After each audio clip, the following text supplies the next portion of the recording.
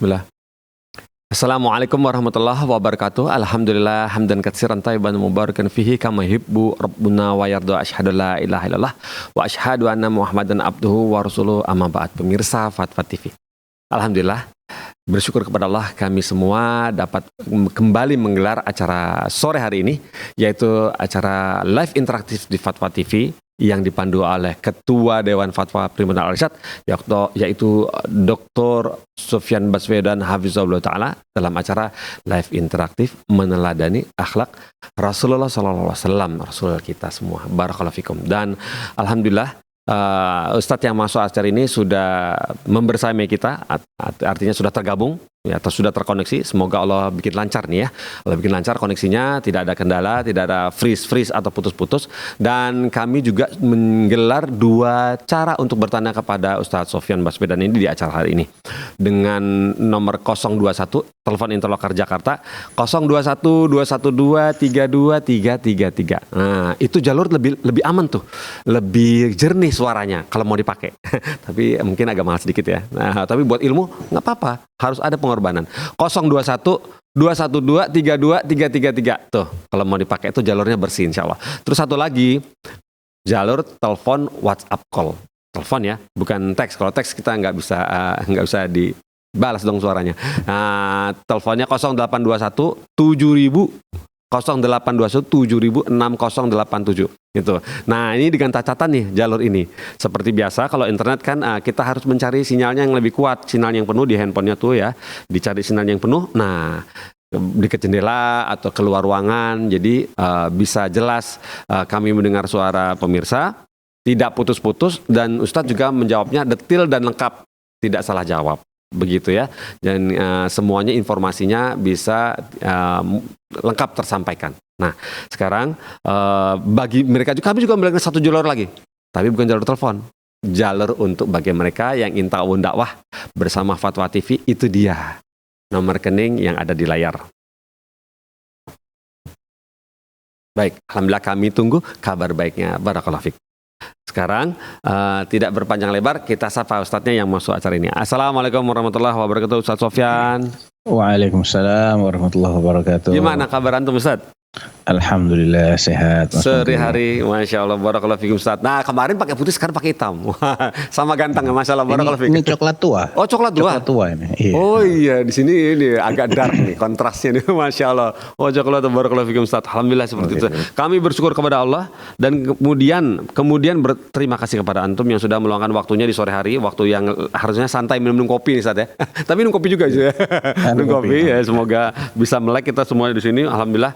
Ustadz, kami membiasakan diri dari semua live interaktif, kami mendapatkan faedah dari nasihat yang akan disampaikan oleh semua asatidz Dewan Fatwa, termasuk sore hari ini dari antum. Saat kami ingin sekali dapat nasihat ataupun peringatan, barakallahu fikum, kami sediakan waktunya.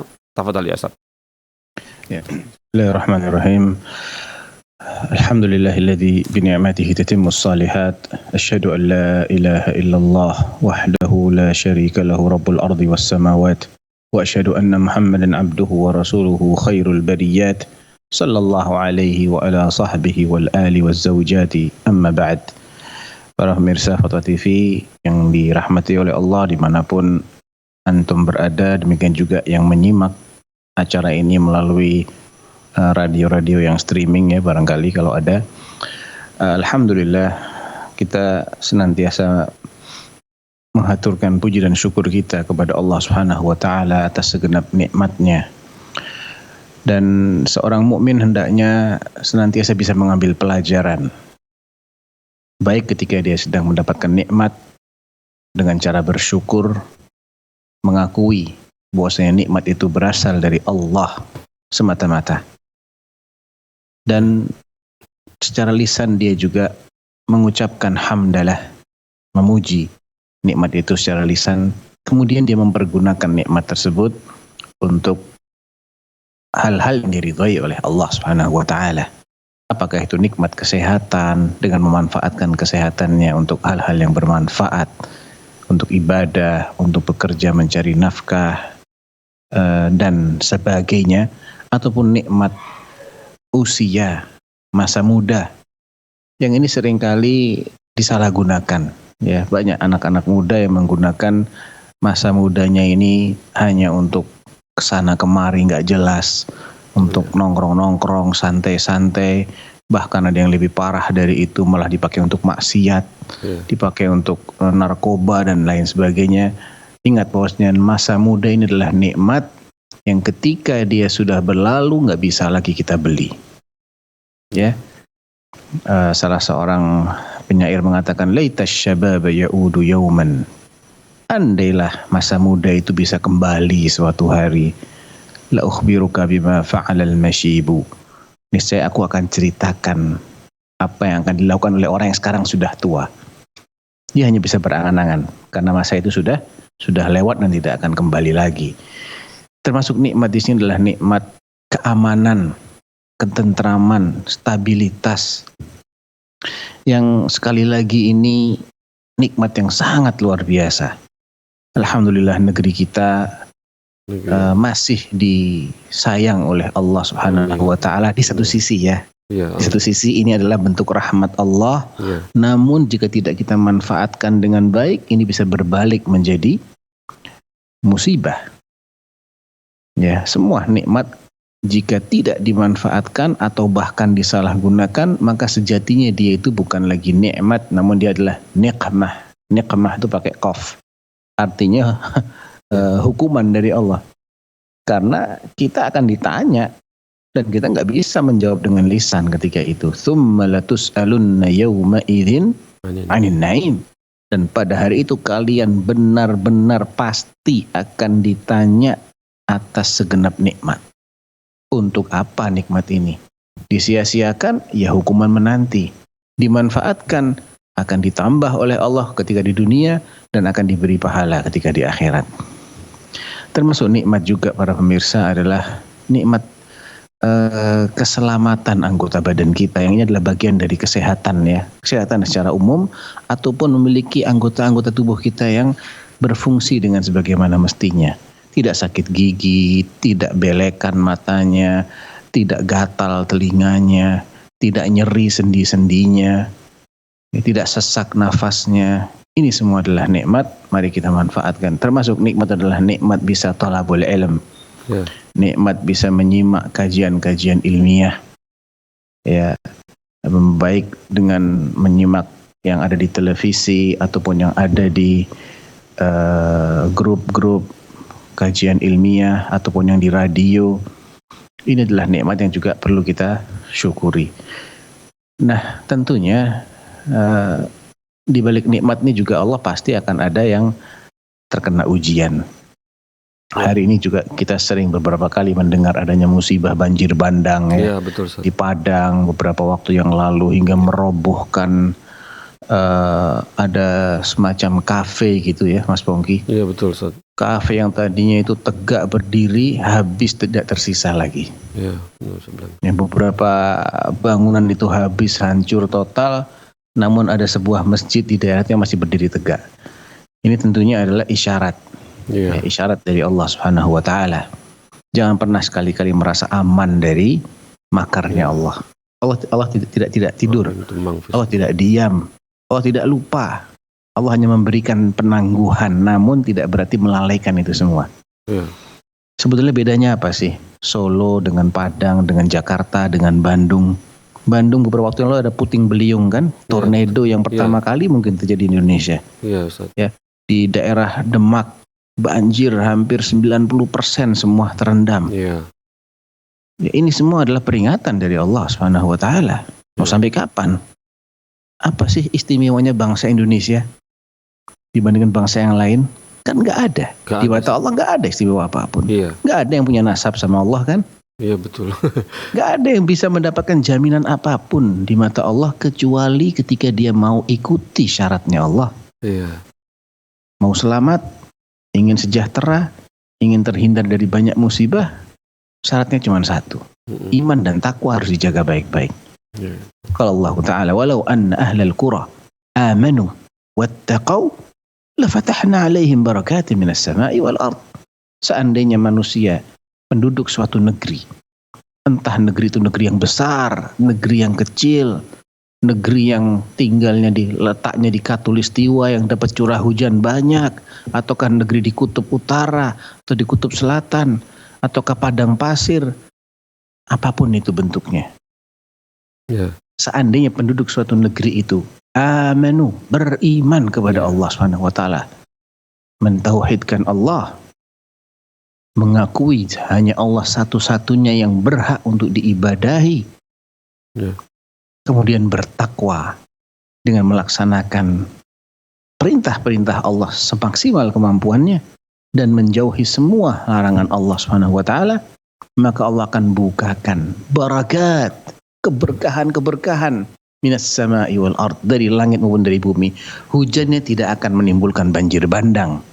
Ya, atau menimbulkan tanah longsor yang merusak infrastruktur yang kadang baru dibangun, baru sebulan dibangun sudah hancur karena tanah longsor. Belum lagi musibah-musibah yang kita dengar, kecelakaan lalu lintas. Beberapa hari ini kita mendengar kecelakaan lagi, subhanallah. Ya.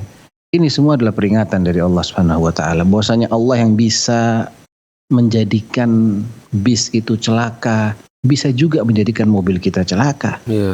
Allah yang mengirim banjir ke daerah-daerah tadi, yang saat ini daerah kita masih kering aman, bukan tidak mungkin suatu saat itu yang akan terkena banjir. Tanah longsor di sana sini, apa bedanya? Tanahnya juga sama tanahnya. Bisa gempa di sana, bisa gempa di sini. Longsor di sana, longsor di sini juga bisa. Ya, artinya janganlah ini memperdaya kita, kemudian menganggap kita ini selalu aman. Lah, kalau ingin aman, ya taati Allah.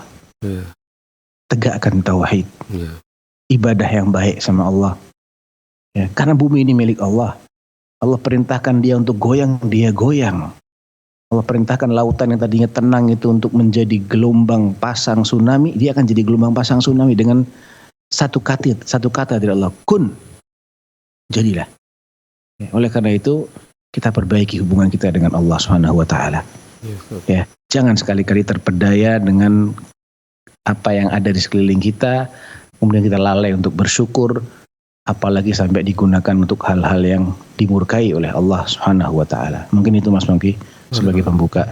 Barakallahu fiik. Semoga saya, teman-teman dan juga pemirsa yang menyaksikan acara ini bisa termotivasi dari apa yang sudah Ustadz Sofyan Baswedan menasihati. Ya, kita semuanya memberikan peringatan bahwa tidak ada rasa aman. Keamanan itu bisa datang dari ketaatan kita, meningkatkan ketaatan kita kepada Allah dan istiqomah. Dan semoga kita bisa menularkan kepada tetangga kita semuanya agar satu daerah kita tuh rukun semuanya dan sesuai, dan tidak ada yang melanggar syariat. Begitu Ustadz maunya ya Ustadz ya. Setengah-tengah kalau kita cuma doang repot semuanya pada itu repot juga Ustadz ya, bahaya. Barakallahu fikum Ustadz atas nasihatnya. Ya, tidak ada yang aman ya, tidak kita ada nasab, tidak ada istimewa kan dari kita semua ya Ustadz ya. Kecuali dari Rasul atau Nabi nggak ada yang istimewa. Semua sama. Ya, Allah tidak butuh kita. Barakallahu fikum Ustaz. Kemudian ini kita bisa mulai pertanyaan yang pertama ini dari Fitra Ramadan. Fitra Ramadan di Sumatera Selatan, Kabupaten Ogan Komering Ulu. Begini bunyinya. Assalamualaikum warahmatullahi wabarakatuh Ustaz Sofyan. Ustaz, saya mau tanya, di masjid ana ketika kurban, untuk pembagian dagingnya dihitung dari jumlah penerima dan jumlah panitia. Ulang lagi. Untuk pembagian dagingnya dihitung dari jumlah penerima dan jumlah panitia. Contoh, jumlah penerima 300 ditambah 60 jumlah panitia. Jadi yang harus disiapkan 360 kantong. Nah, sehingga panitia dapat 2 kantong, dalam kurung 1 kantong sebagai warga, kemudian 1 kantong lagi sebagai panitia, kurung tutup. Nah, menurut Ustadz, bagaimana hukum panitia yang dapat tambahan dari hewan kurban ini, jatah hewan kurban ini? Syukuran, wassalamualaikum warahmatullahi wabarakatuh. Begitu katanya. Waalaikumsalam warahmatullahi wabarakatuh. Iya, ini masalah yang sering kali ya menjadi pertanyaan menjelang pelaksanaan Idul Adha. Iya. Nabi SAW bersabda dalam hadis yang muttafaq alaih dari sahabat Ali bin Abi Thalib radhiyallahu an. Beliau mengatakan, Ali mengatakan begini. Amarani Rasulullah sallallahu alaihi wasallam an aquma ala budunihi wa an atasaddaqa biluhumiha wa juludiha wa jilaliha wa alla nu'til jazzara fi jizaratiha minha syai'a. Qal nahnu nu'tihi min indina. Ali mengatakan, aku diperintahkan oleh Nabi Sallallahu Alaihi Wasallam untuk mengurus unta-unta kurban beliau. Karena beliau berkurban suatu ketika, bukan kurban ya, ini kaitannya dengan hadiu ataupun bisa juga berlaku pada kurban. Ya. Yang diperintahkan oleh Nabi SAW kepada Ali bin Abi Thalib adalah untuk mengurusi ya pemrosesan unta kurban atau hadiunya Rasulullah SAW tersebut, disembelih, dikuliti, dipotong-potong dan dibagi-bagikan. Yeah.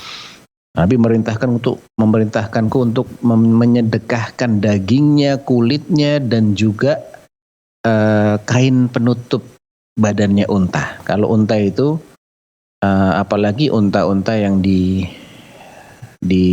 bukan digembala ya, tapi dibawa dari daerah-daerah yang jauh. Ya kayak Nabi ketika haji wada itu kan beliau membawa unta dari Madinah ke Mekah. Jauh sekali. Membawa 63 ekor.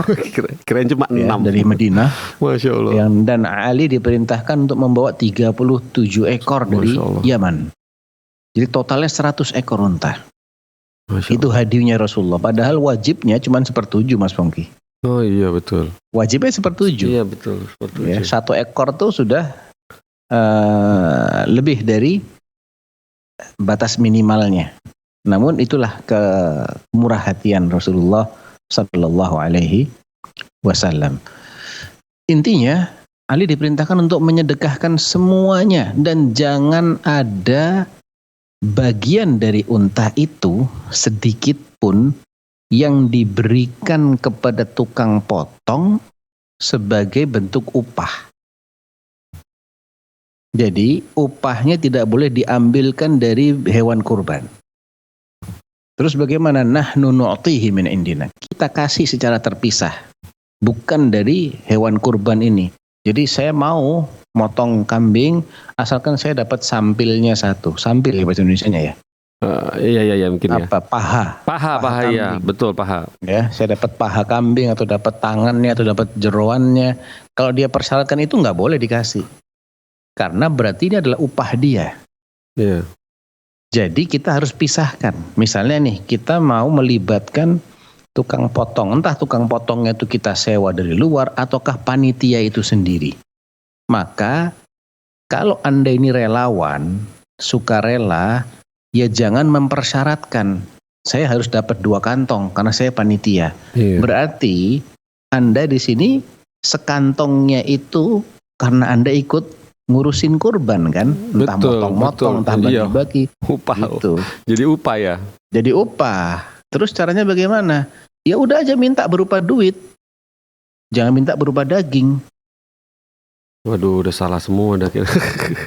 Persyaratkan aja, masjid kalau ingin menerima hewan kurban atau warga yang ingin menitipkan hewan kurbannya untuk dipotong dan dibagi-bagikan oleh panitia masjid, maka ada upahnya. Per kepala dia harus bayar berapa Kak? 50.000 atau 100.000. Jadi setiap yang nitip hewan kurbannya di situ ditarik biaya. Ini untuk yang memproses. Dan panitia mendapatkan yang sama saja dengan warga yang lain. Itu akan lebih aman. Karena sulit Mas Pongki. Yeah. Kita minta jatah lebih dan alasannya bukan karena dia jadi panitia. Terus apa alasannya dikasih lebih? Nggak ada lagi, cuman itu. Nggak ada lagi. Yeah. Kan satu sebagai warga, berarti ini karena dia ikut terlibat kantong yang kedua ini. Iya. Yeah. Nah, daripada dia ngambil kantong yang kedua, lebih baik duit itu ya, duitnya dibayarkan oleh si pekurban. Yeah. Nanti kalau dapat cukup buat beli kambing 1 ekor lagi, silahkan bagi-bagi panitia. Oh, Masya Allah. Oh gitu ya. Ya, begitu Iya, bener-bener ya. solusinya. Oh iya. Kan kalau yang nitip misalnya ada 50 orang, Iya. masing-masing 50.000, dapat Iya. tuh satu kambing. Iya betul. Di Solo dapat ya, nggak tahu di Jakarta dapat nggak anak kambing kali. Dapat yang Di kecil, Jakarta. dapat yang 8 kecil. bulanan, dapat 8 bulan. Iya, gitu. Atau duitnya itu dia belikan daging, Iya. sama aja kan, Ya, sama aja betul. gitu. Iya. Jadi itu solusinya. Jadi- Kalau nggak jelas gitu, saya khawatir itu adalah upah sebetulnya, dan itu nggak boleh sama Kayak Nabi. Karena dari pertanyaannya hewan begitu soalnya. kurban, iya, hewan kurban tuh nggak boleh ada yang dijual, Oh itu intinya. nggak boleh ada kulitnya pun nggak boleh ada yang dijual. Iya. Ya, hatta apanya itu misalnya, kulit nih, terkait dengan kulit. Iya. Ada kalanya tukang potong itu dia mematok upah sekian asalkan dia dapat kulit. Sama nih nggak boleh nih. Tanya aja, Bapak tidak saya kasih daging, nggak saya kasih kulit, berapa tarifnya? Oh gitu, Gitu, ya. Pak, ya? Di awal Iya. akadnya udah enak Berapa? gitu ya. Berapa tarifnya? 100.000 per ekor kambing. Ya sudah. Kalau nanti setelah itu kita mau kasih bonus nggak apa-apa, Mas Punggi. Oh, Kan kita sudah tahu nih. sebentar, bonusnya apa nih, Ustaz? Nah terserah. Kan ini bonus. Tarif dia tanpa diberi yang lain-lain, sudah ada kesepakatan di depan. Iya. Bapak kalau tidak kayak saya kasih daging, tidak saya kasih kulit, nggak saya kasih apa-apa, berapa tarifnya untuk motong per ekor kambing, ngulitin, motong-motong berapa? Iya. 100.000 misalnya. Nah tinggal dihitung dia potong hari itu berapa ekor, kan udah ketemu tuh angkanya. Iya. Misalnya 5 ekor 500.000 itu hak dia. Iya. Kalau kita mau kasih tambahan, ini kan di luar upah sudah. Karena udah ada kesepakatan. Oh. Gitu loh. Lain harinya, ya kalau saya dapat kulit 50.000 aja Pak. Kalau enggak 70.000. Berarti kulitnya tuh bagian dari upah kalau begitu. Kalau bonus bukan upah ya? Bukan, bonus. Oh. Tidak merubah tarif dia kan. Oh, iya, Tarif dia betul. sudah segitu gitu loh. Iya. Dan Nah, nggak ini boleh yang sepengetahuan dia kadang-kadang ya? Bonusnya nggak boleh sepengetahuan dia? Si tukang Nggak usah jagal itu? dikasih tahu di depan. Oh, Nggak usah dikasih tahu. Oh ya. Nanti kulitnya kemana Pak? Ya terserah kami kulitnya. Mau kita jemur, mau kita jual. Iya. Bukan kita jual ya. Artinya ini solusi berikutnya. Iya. Panitia ini. Silahkan panitia itu minta ke pekurban. Iya. Agar kulitnya itu dihadiahkan untuk panitia. Kulitnya. Kan juga mereka nggak akan ngambil kulit kan. Iya betul. Yang berkorban biasanya kulit kan ditinggal gitu aja. Mm-mm. Nah, Tinggal. kalau sudah ada permintaan seperti itu, kulitnya dihadiahkan, berarti sudah berpindah kepemilikannya dari si pekurban kepada panitia. Iya. Minta supaya ditanyakan. dihadiahkan. Oh iya. Nah, kalau sudah dihadiahkan begitu, entah untuk masjid atau untuk panitia, dia boleh menjual, Mas Pongki. Karena sudah Iya. menjadi miliknya masjid atau panitia. Iya. Dijual, duitnya bisa buat operasional ataukah dipakai buat insentif untuk panitia, terserah karena sudah Iya. dihibahkan. Tapi Begitu. sebelum berpindah kepemilikan, ya kembali ke zahirnya hadis Ali. Kan Ali disuruh untuk membagi-bagi. Akad awalnya itu ya orang nitip kambing ini kan tujuannya supaya dia ambil sebagian, sisanya tolong dibagikan kan gitu. Iya. Iya. Gitu loh. Jadi seperti Nabi memerintahkan Ali kan radhiyallahu anhu untuk ngurusin, untuk membagi-bagikan, menyedekahkan semuanya, dagingnya, kulitnya. Terus upahnya gimana? Jangan diambilkan dari hewan kurban. Kita kasih secara terpisah. Nah, oleh karena itu saran ana, panitia bilang aja, Pak atau Bu, ini kulitnya untuk kami ya, gitu. Iya. Gitu. Kan biasanya kan kulitnya atau kepalanya atau kakinya. Kecuali kalau ada yang mau ngambil kepala silahkan. Misalnya kita males nih ngurusin kepala, Iya. udah kepala sama kaki sama kulit buat masjid aja. Nanti setelah diiyakan oleh si pekurban, berarti itu boleh kita manfaatkan. Mau dimakan sendiri boleh, mau disamak sendiri boleh, mau dijual pun juga boleh.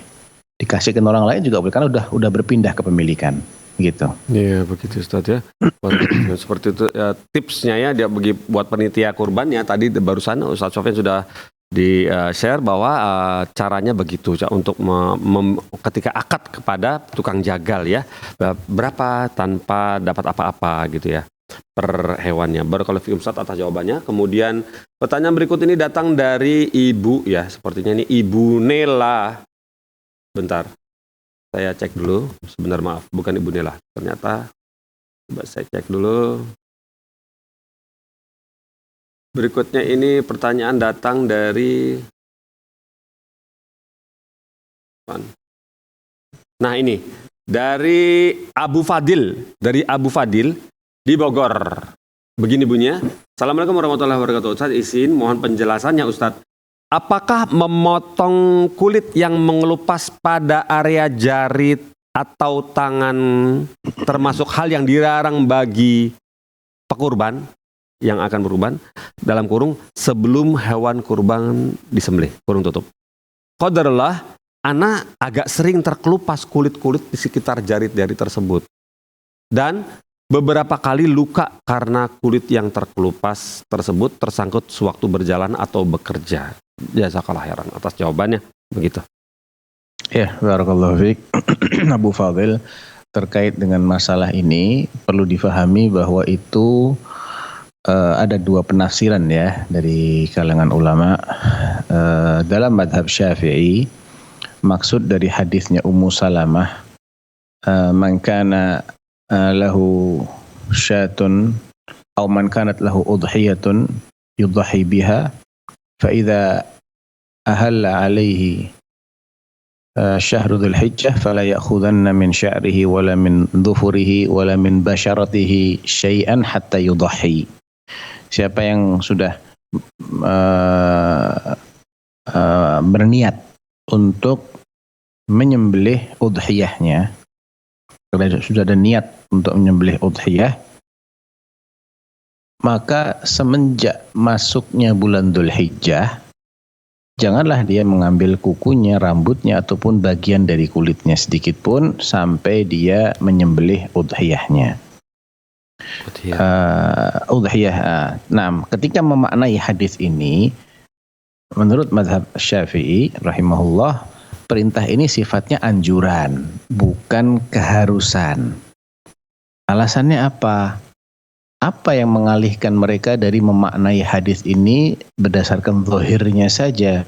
Kan perintah itu zahirnya wajib, larangan zahirnya haram. Nabi mengatakan, maka jangan sekali-kali kalian ambil rambut, kuku, ataupun bagian dari kulit kalian. Kenapa nggak dikatakan larangan itu berarti haram seseorang kalau melakukan hal itu? Apa alasannya? Alasannya adalah hadisnya Aisyah radhiyallahu anha fi sahihain, bahwasanya Nabi SAW memerintahkan Aisyah untuk mengalungi hadiunya Rasulullah SAW yang akan dikirim ke Makkah pada tahun ke-9. Jadi pada tahun ke-9 Hijriah itu turun ayat yang memerintahkan untuk haji, namun Nabi sendiri tidak berangkat haji tahun itu. Nabi berangkatnya tahun berikutnya, tahun ke-10. Ya, itu haji wada tersebut. Nah, tahun ke-9 walaupun Nabi tidak berangkat, tapi Nabi ngutus Abu Bakar dan juga Ali bin Abi Thalib sekaligus nitip hadiu untuk dipotong di sana. Oh gitu. Nah, sudah menjadi tradisi hadiu itu harus dikalungi, diberi tanda supaya nanti kalau ada unta atau unta yang tersesat nggak diambil serampangan oleh orang yang menemukannya, dikira unta liar. Enggak, ini unta hadiu harus diantarkan ke Makkah. Nah, dikasih kalung. Yang mengalungi unta-unta Rasulullah adalah Aisyah radhiyallahu anha. Oh gitu. Sampai sini mereka, Imam Syafi'i kemudian menyimpulkan, Aisyah melanjutkan, falam yahrum alaihi syai'. Setelah unta-unta itu diberangkatkan, Nabi tidak pantang apa-apa, katanya Aisyah. Tidak pantang apa-apa. Nah, itu dimaknai secara umum. Maksudnya apa? Ya nggak pantang potong kuku, nggak pantang cabut gunting rambut, nggak pantang ini, nggak pantang itu. Difahami secara umum oleh Imam Syafi'i atau madhab Syafi'i. Berarti perintah yang atau larangan yang ada pada hadisnya Ummu Salamah itu bukan mengharamkan, tapi anjuran saja. Dilakukan itu baik, enggak juga tidak masalah gitu ya. Nah, sedangkan madhab Hambali Sebaliknya, justru larangan itu haram, nggak boleh. Kecuali dia ada udzur syar'i, darurat, atau kalau nggak dicabut misalnya akan infeksi, atau bagaimana intinya membahayakan, ya. Atau dia harus operasi misalnya yang di bagian itu ada rambutnya harus dibersihkan, nah itu nggak apa-apa dibersihkan. Tapi kalau dalam kondisi normal, dia nggak boleh ketika dia sudah berniat untuk nyembelih hadyu. Begitu masuk Dzulhijjah, jangan potong kuku, jangan dan lain-lain. Terus bagaimana mereka memaknai hadisnya Aisyah tadi? Apa maksudnya Aisyah? Nabi tidak pantang, falam yahrum alaihi syai'.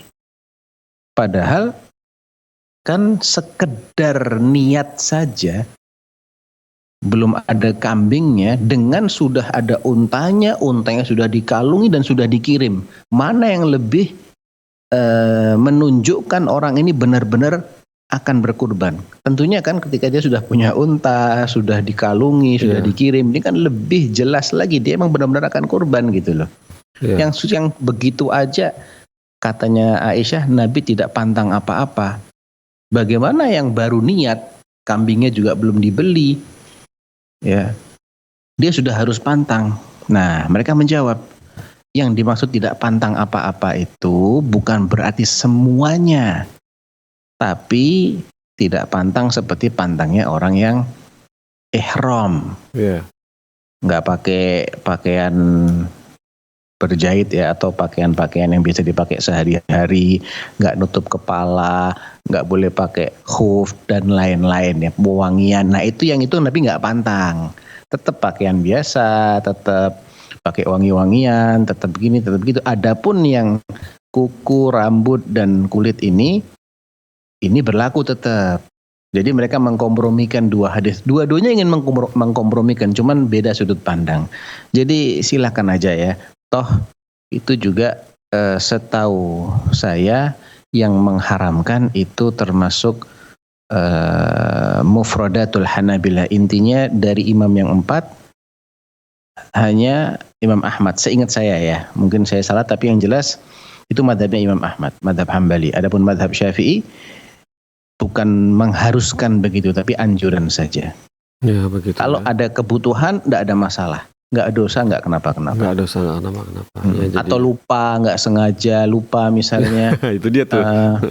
Habis gunting kuku biasanya anak. Dia ada kebiasaan korek-korek kuping. Ada bagian dari kulitnya yang lepas, atau ini yang ditumit ya, ada kulit-kulit kering. Begitu Ustaz. Jadi kalau nggak sengaja insya Allah nggak apa-apa. Atau dibutuhkan nggak apa-apa insya Allah. Insya Allah seperti itu Ustaz. Jadi keluasannya seperti itu ya dalam masalah ini ya, hadis-hadis itu. Yang masalah memotong kuku atau potong rambut, barakallahu fiik Ustaz. Kemudian berikutnya ini pertanyaan datang dari telepon bukan? Oke, dari telepon. Coba kita sapa hamba Allah di Gresik ya, hamba Allah di Gresik. Coba kita sapa. Assalamualaikum Fatwa TV. Waalaikumsalam Ustaz. Ya, silakan disampaikan pertanyaannya.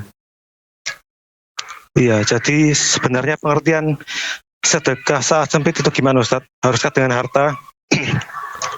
Ataukah boleh dengan amal lain seperti tasbih, tahmid, ataupun senyum dengan saudara muslim itu? Iya gitu. Terus kalau harus dengan harta, cara penerapannya gimana Ustaz? Misal kita sehari dapat 25.000 ya. Itu untuk kebutuhan semuanya habis 20.000. Kan itu sempit, tinggal 5.000 Ustaz. Itu gimana, punya habis buat sedekah gitu ya, ke keluarga gitu, ke yang lain gitulah. Atau gimana Ustaz ya? Enaknya penerapannya gitu. Untuk kaidah sedekah saat sempit gitu, gimana Ustaz? Syukron. Sebentar. Bisa dipahami ya Ustaznya pertanyaannya ya? Iya, bisa. Terima kasih Bapak di Gresik sudah telepon ke Fatwa TV. Terima kasih teleponnya. Sama-sama. Syukron. Ya, afwan ya. Tafadhal. Assalamualaikum. Jadi Waalaikumsalam. Terkait dengan pengertian sedekah secara sempit, justru sedekah itu luas, nggak sempit. Kullu ma'rufin sadaqah, kata Nabi. Setiap perbuatan baik itu hakikatnya sedekah. Ya tinggal kita mau berbuat baik dengan apa. dengan harta kita berarti sedekah dengan harta, dengan sikap kita senyum sedekah dengan senyuman, dengan tenaga kita bantu orang lain yang kesulitan itu juga sedekah ya, kata Nabi dengan lisan kita setiap takbir, tasbih, tahmid, tahlil itu sedekah ya. Inna bi kulli tasbihatin shadaqah wa bi kulli takbiratin shadaqah wa bi kulli tahlilatin shadaqah wa bi kulli tahmidatin shadaqah. Amar ma'ruf nahi mungkar juga sedekah ya. Ngangkatkan orang yang kesulitan ngangkat barangnya sedekah dengan tenaga kita ya. Ngajari ilmu kepada orang yang tidak ngerti sedekah dengan ilmu kita. Jadi luas sedekah itu.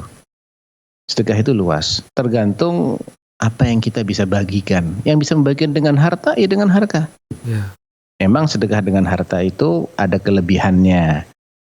Dikala orang pada kesulitan, maka kesulitan secara ekonomi, maka yang afdal sedekah dengan harta tentunya. Tapi dikala orang pada berkecukupan, namun banyak yang jahil, maka sedekah dengan ilmu yang lebih afdal. Ya, ketika yang diperlukan adalah kekuasaan yang mendukung terlaksananya suatu amal yang mulia, maka sedekah dengan kekuasaannya. Misalnya orang kesulitan untuk membangun sekolah karena perizinannya sulit, kecuali jika pejabatnya itu kooperatif. Nah, kebetulan dia adalah pejabatnya, dia bisa bersedekah melalui jabatannya dengan mempermudah itu semua. Iya, Jadi luas sekali sedekah itu ya. Kalau ingin sedekah dengan harta, maka perhatikan. Sedekah itu ada yang wajib, ada yang sunnah. Sedekah yang wajib adalah misalnya nafkah kepada keluarga. Itu sedekah yang wajib itu. Iya.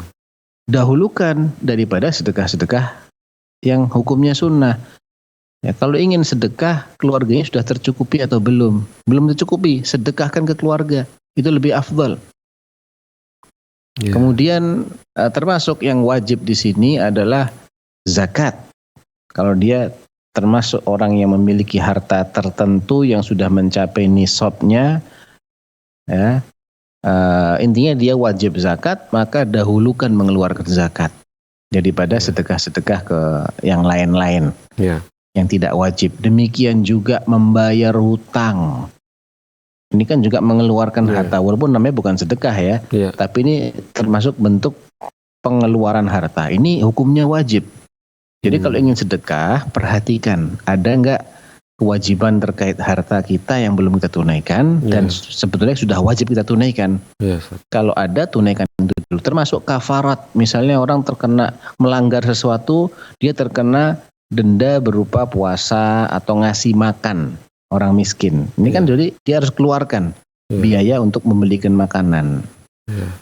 Begitu. Ya ini diselesaikan dulu. Kalau sudah, silahkan. Silahkan kita bersedekah yang hukumnya sunnah. Yang paling afdal apa? Yang paling afdal adalah yang paling besar manfaatnya.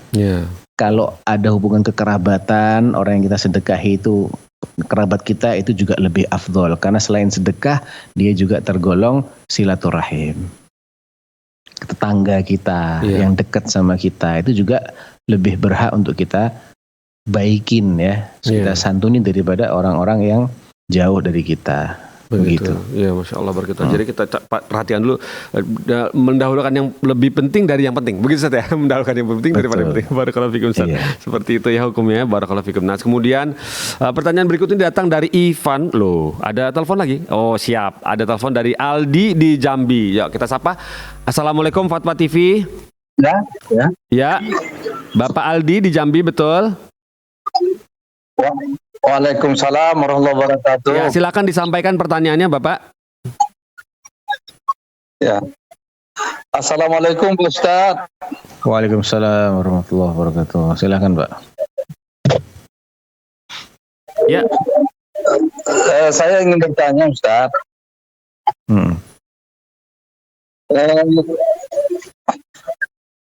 minggu yang lalu orang tua saya meninggal. Ya. Ya, alhamdulillah. Kemudian setelah itu saya pulang ke tempat kerja. Terus? Kemudian rekan-rekan kerja ingin berziarah ke rumah. Lanjut. Bolehkah kami menunjukkan makanan untuk mereka yang berziarah datang ke rumah? Karena di situ kita juga tidak mengadakan tahlilan, juga tidak ada yasinan, murni untuk memuliakan kami. Apakah yang demikian boleh dilakukan? Oh, iya. Ataukah mohon penjelasannya, Ustaz? Ya, paham. Ya, bisa dipahami ya, Ustaz ya, bisa jelas sarannya, Ustaz ya. Alhamdulillah. Baik, terima kasih Bapak Aldi.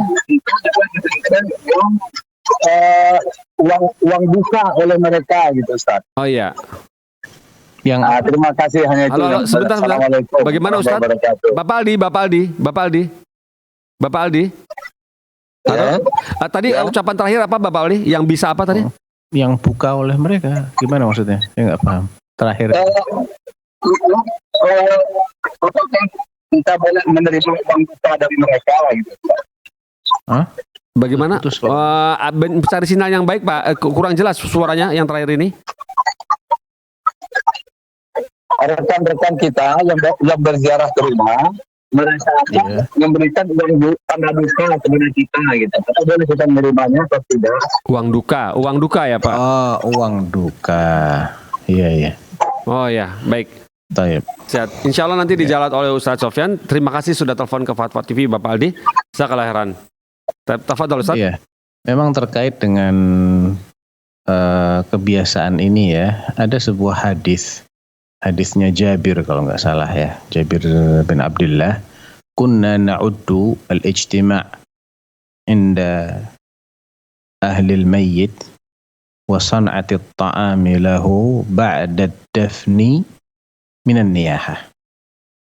Kami para sahabat ya, menganggap bahwa kumpul-kumpul di rumah duka dan membuat makanan untuk orang-orang yang kumpul di situ itu tergolong niyahah. Niyahah itu kadang diartikan seperti meratapi orang mati begitu. Nah, jadi bagaimana solusinya? Ya hendaknya orang yang sedang berduka ini jangan dibebani lagi. Harus nyiapkan makanan buat tamu-tamu yang datang, para pentakziah itu biar ditangani oleh tetangga-tetangganya, ya teman-temannya dia. Jadi yang menyiapkan yang makanan itu jangan keluarga keluarga yang berduka ini gitu loh. Oh gitu. Jadi biarkan orang RT lain yang gitu tidak ya? sedang berduka, RT-nya, tetangganya, teman-temannya, mereka yang datang karena peziarah mungkin banyak dan mereka juga biasanya kan dari tempat lain, dari luar kota mungkin perlu ada minum atau apa gitu. Oh iya. Adapun menerima uang duka silahkan saja karena itu adalah bentuk santunan atau apa. Silahkan diterima, tidak ada masalah, dan itu diperuntukkan bukan untuk mayitnya ya, karena mayit kan sudah meninggal. Dia tidak bisa memiliki lagi ya, karena harta yang tadinya milik dia pun kan jatuhnya ke ahli waris. Jadi itu menjadi milik ya keluarga yang berduka itu gitu. Iya.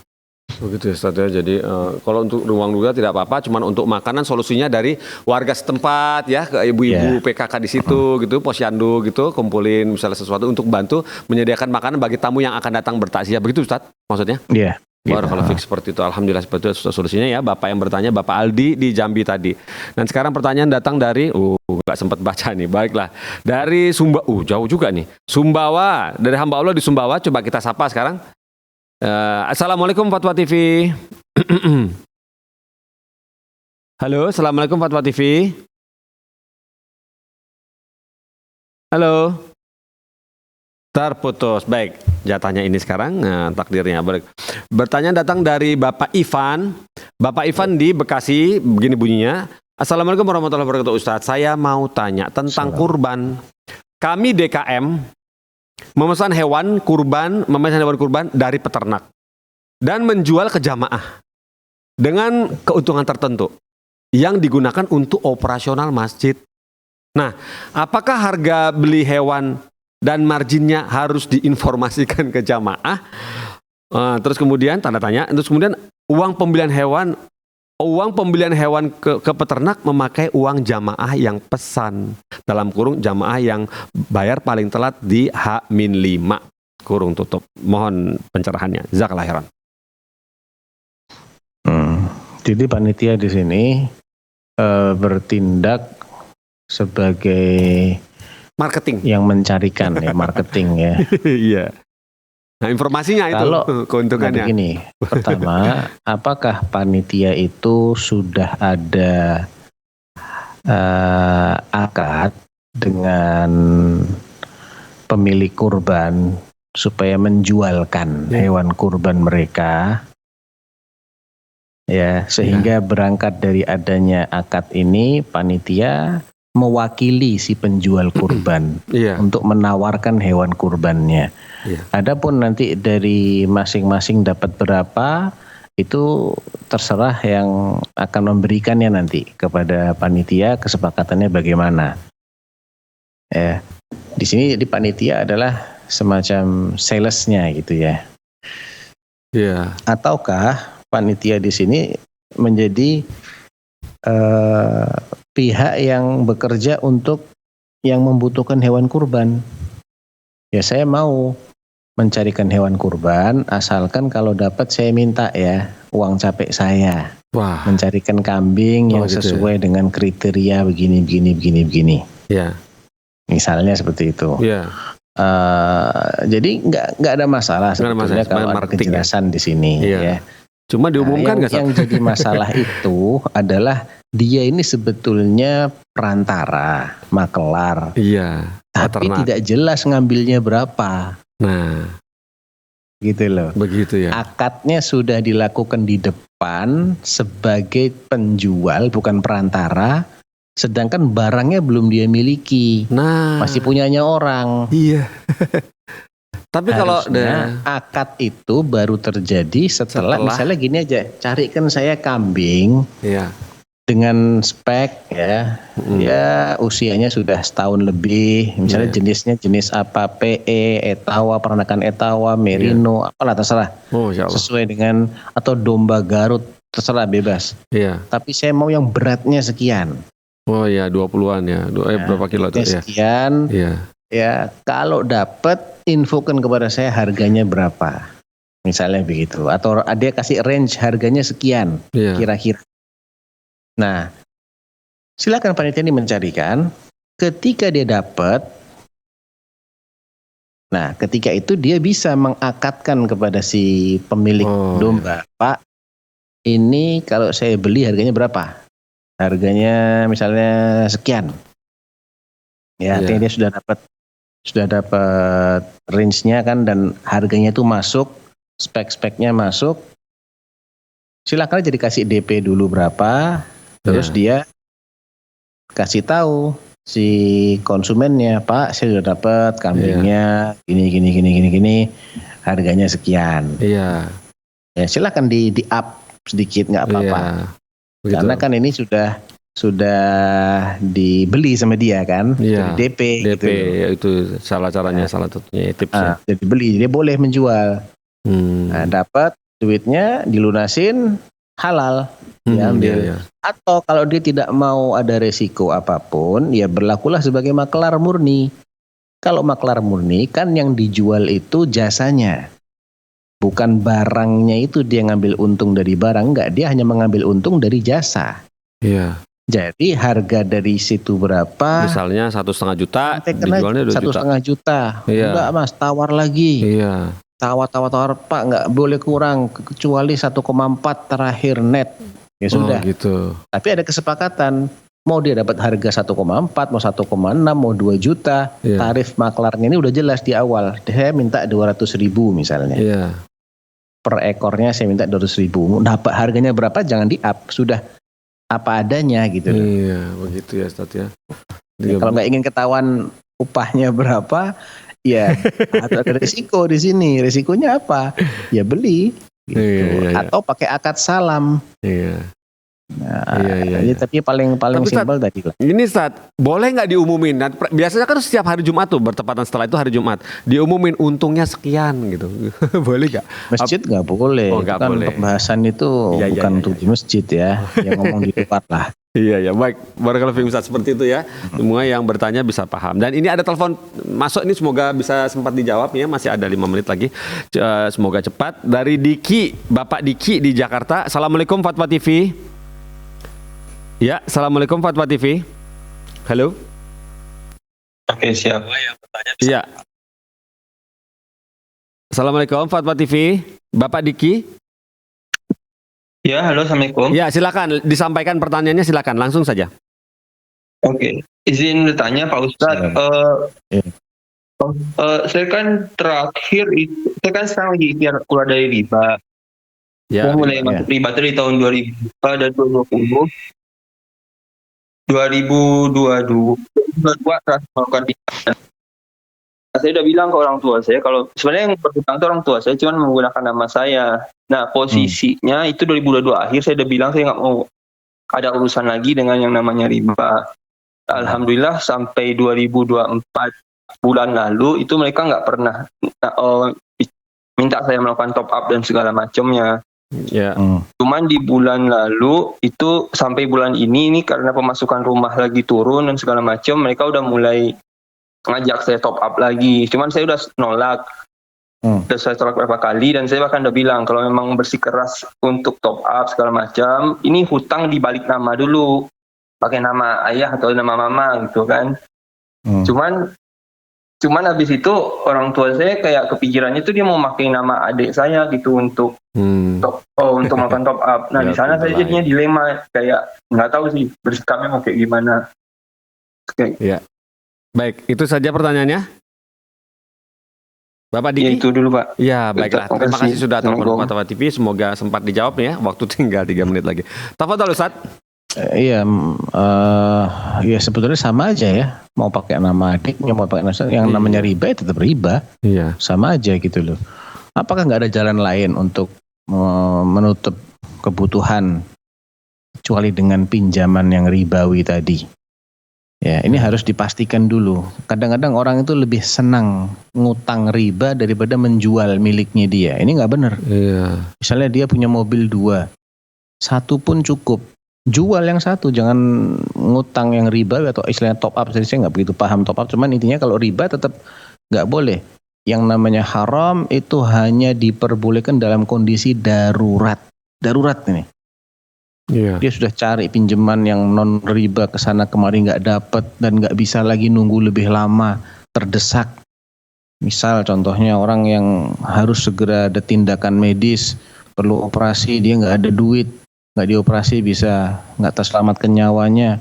Satu-satunya kalau mau jual rumah dulu kan lama juga lakunya, mau jual tanah juga nggak jelas. Ya, nggak ada harta yang bisa cepat dia jual gitu ya. Kecuali dengan pinjaman ribawi, ini namanya darurat. Iya. Kita nggak bahas tentang yang darurat ya. Kita yang bahas tentang selagi masih ada opsi lain maka tidak boleh menggunakan cara-cara itu. Entah mau pakai nama sendiri, namanya bapaknya, namanya. Iya. Cuman baik. yang dipakai tanpa seizin dia tidak berdosa. Kalau dia mengizinkan dia berdosa. Gitu. Iya. Begitu Ustaz ya. Baiklah seperti itu ya solusi Bapak Diki di Jakarta. Semoga bisa paham apa yang saudara Ustadz Sofyan kabarkan tadi, tips-tipsnya ya. Hukumnya seperti itu ya, riba mau dioper nama tetap aja riba jatuhnya. Semoga Allah beri solusi ya dari atas keluarga yang cobaan yang dialami urus keluarga Bapak Diki. Dan sekarang alhamdulillah Ustadz, jangan jawaban antum kepada Bapak Diki tadi mentuntaskan acara kita di sore hari ini. Barakallahu fikum Ustaz atas semua yang sudah disampaikan oleh antum. Dan salam untuk kru antum yang di sana. Boleh saya tutup acaranya? Boleh Mas Bang, silakan. Baik, alhamdulillah. Pemirsa Fatwa TV, tuntas sudah kita pada sore hari ini.